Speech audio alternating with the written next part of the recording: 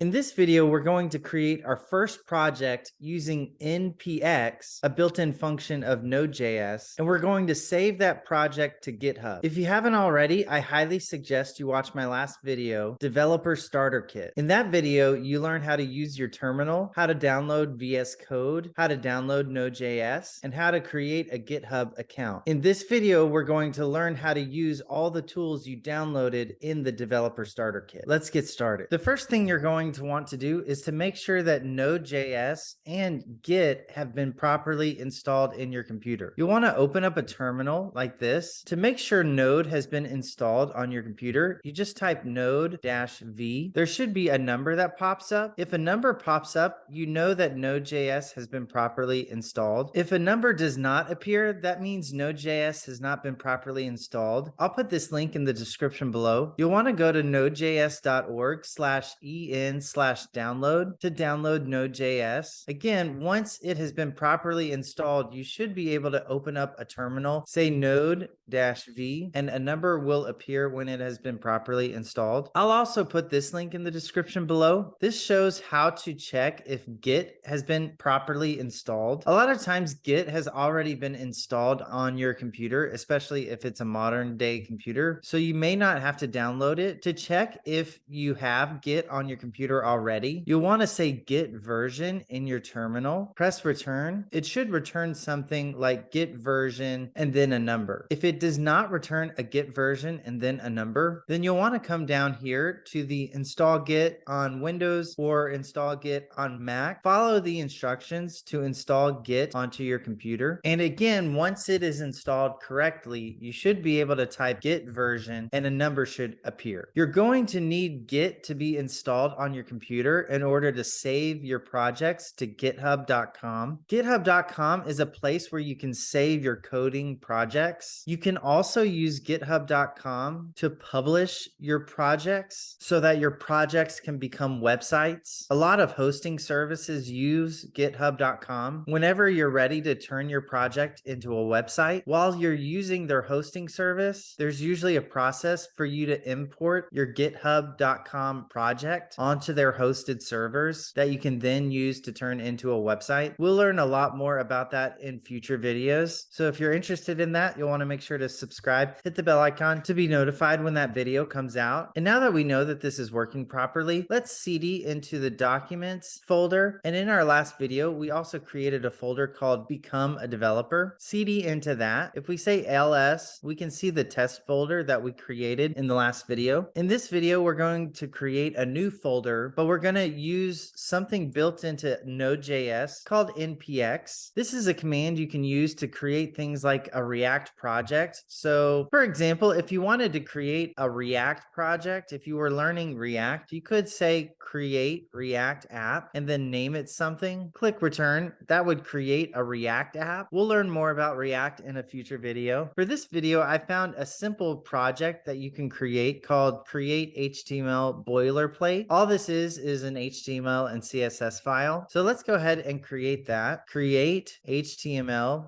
boilerplate. And I'm going to name this my first project. Press enter or return. When it's finished, it should look something like this. You should be able to see the folder inside of the Become a Developer folder. I'm going to cd into this my first project. If you say ls, you should be able to see an index.html file and a styles folder. I'm going to say code space dot to open this up on Visual Studio Code, which again, if you haven't watched the last video, you should watch that video to learn how to install this code path onto your computer so that you can open up projects using your terminal. And here is a simple HTML project. You can see that they are linking to this main.css file that can be found in this styles folder. I'm going to open up that too. On Visual Studio Code, there's this cool split screen feature. You can click that split screen to bring the main.css file to the right of the screen. Then you can just exit out of this. I'm going to show you how to see this on your browser in just a second. Before we do that though, delete this website content goes here note. I'm going to create another video that goes more in depth into HTML for my next video. But for this video, all you have to do is put this, say H1 that. This is going to create big letters called header text. I'm going to say hello world. And then over here in my main.css file, within this body class, under there, I'm going to say width 100 view width VW. And again, I'm going to create another video just talking about CSS soon as well. So all of this will start making more sense in future videos. For now, you can just follow along. I'm going to say display flex. So for this, you'll say display flex. This will be part of the CSS video. It's called flexbox styling. And again, you'll learn more about that in future videos. The next part, I'm going to say justify content center. And under that, align items center. And this is all I want to do with this project. The way you can open this up in a web browser to make sure everything is working, you can open up a Finder window or wherever your files are located on a Windows computer if you're using Windows. I'm going to go to this documents folder and find this become a developer folder right here. And then we just created this my first project folder. In here, there is an index.html file. If you right click this, you should be able to say open with Google Chrome if you have Google Chrome on your computer or whatever web browser you have on your computer, you can use that. I'm going to click that to open it up. And this is what it should look like. It's a simple web page that says hello world with text that has been centered on the screen. The last thing we're going to do in this video is go to GitHub. If you haven't created an account already, click this sign up button. It's free to sign up. There's no credit card required. Once you've created an account, it should take you to a page like this. Wherever you see the word repositories, you're going to want to create a new one. If you don't see it on the page that you log in at, you can click where your icon is in the top right to click to your repositories. And this is your repository screen. We're going to click to create a new repository. You can name it whatever you want. I'm going to say my first project, and we can just make it public. You don't have to worry about adding a README file. You can just come down here and say create repository. And then when you come down here, it'll tell you how to save your project to this GitHub repository. And anytime you see the word repository, you can just basically think of project. You're saving a coding project to GitHub. So we'll go ahead and go through this together. You don't have to worry about this echo command. You can, if you would like to create a README file, you can do that, but I'm not worried about that. So you can go to this next command, git init, come back to VS Code. On VS Code, you can say view terminal. Another way to do this though,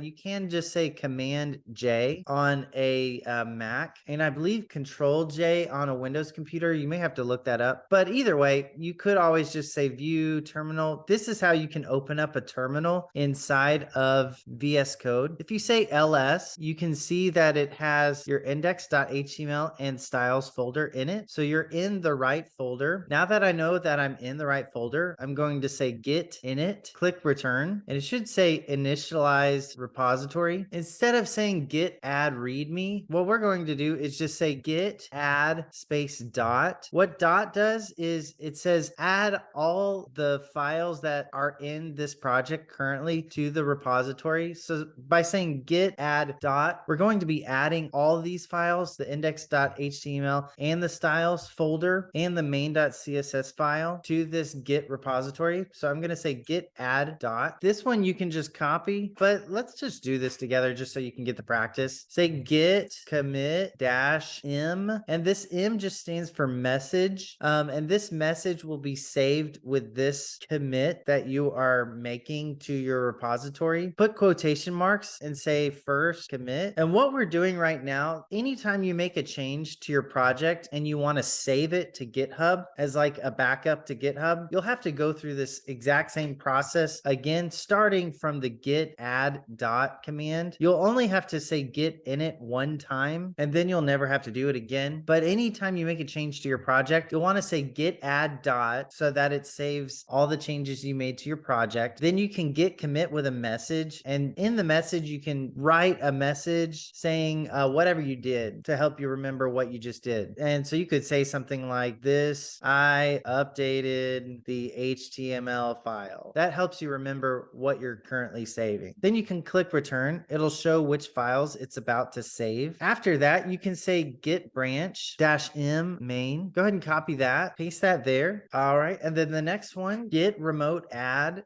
and then it has origin and the URL where your repository is located. And then finally, say git push u origin main. All right, and it should have been saved. The way to check is you can just come back to the screen, click refresh, and as you can see, it should turn into this. And now you should be able to see that your files have been saved to your GitHub account. You can click on the files and you can see the code that has been saved. You could go to the folder, see the CSS code that has been saved. And then from here on out, anytime you make another change, so I'll just say something like hello world 2. From now on, if you want to save a change, all you have to do is say git add dot git commit, say your message, I just updated the HTML page, and all you have to do is say git push, and this will save your updated project to GitHub. So if I come here and refresh the page, this new commit where it says I just updated the HTML page, that has now been saved to this account. And so that's the saving process. You're going to want to make sure to set this up for all of your projects. If anything, it's a great backup. If anything ever happened to your computer, all of your coding projects would be saved to github.com. And in the future, you're going to want to have a place like GitHub where you're saving your projects for when you're ready to publish your projects to a hosting service to turn your projects into a website. Those hosting services are probably going to ask for you to import a GitHub repository. Like I said, we'll learn a lot more about that in future videos, so you'll want to make sure to subscribe and hit the bell icon to be notified when those videos come out. Now, if you have watched the last video, Developer Starter Kit, and this video, you know how to install and use all the foundational tools you'll need to start building websites. You ought to know how to use your terminal, VS Code, Node.js, and GitHub. We're going to be using these tools a lot in the upcoming videos. And to give you an overview of what we'll be learning about over the next few weeks, we're going to go deep into HTML, CSS, JavaScript, React, Next.js, and MongoDB. This is our developer roadmap for 2023. Once you've learned all of these frameworks and languages, you can build pretty much anything. You'll officially be a full stack developer. Don't forget to like the video if you'd like to see more content like this. Thanks for watching, and I'll see you next time.